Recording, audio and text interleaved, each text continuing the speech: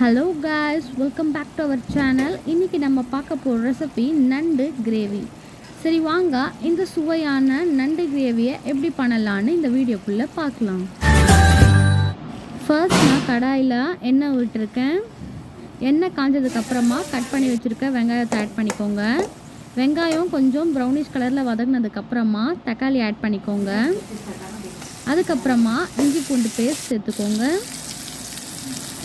அதை ஒரு வாட்டி நல்லா கிளறி விட்டுட்டு அரை டேபிள் ஸ்பூன் மஞ்சள் தூள், 1.5 டேபிள் ஸ்பூன் மிளகாய் தூள், அப்புறம் 1 டேபிள் ஸ்பூன் மிளகுத்தூள் ஆட் பண்ணிவிட்டு ஒரு வாட்டி நல்லா கிளறி விட்டுருங்க.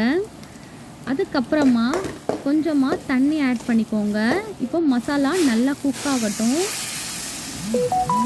அதுக்கப்புறமா மசாலா வாசனை போனதுக்கப்புறமா நம்ம நண்டு ஆட் பண்ணிக்கலாம்.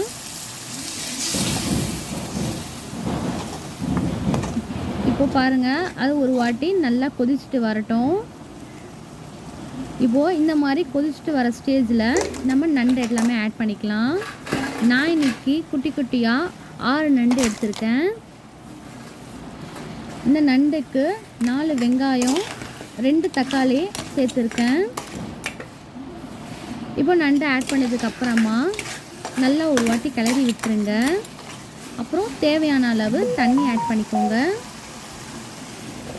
நான் இன்னைக்கு 2 கிளாஸ் அளவுக்கு தண்ணி சேர்த்துருக்கேன். தண்ணி ஆட் பண்ணதுக்கப்புறமா உப்பு போட்டு ஒரு வாட்டி நல்லா கிளறி விட்டுருங்க. அப்புறம் உப்பு சரியாக அப்போவே செக் பண்ணிக்கோங்க.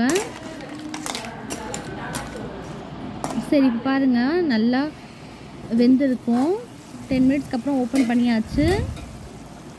பார்த்தீங்களா எவ்வளோ பபிள்ஸ் வந்து நல்லா வெந்திருக்குன்ட்டு. நீங்களும் உங்கள் வீட்டில் இதை ட்ரை பண்ணி பார்த்துட்டு கமெண்ட் பண்ணுங்கள்.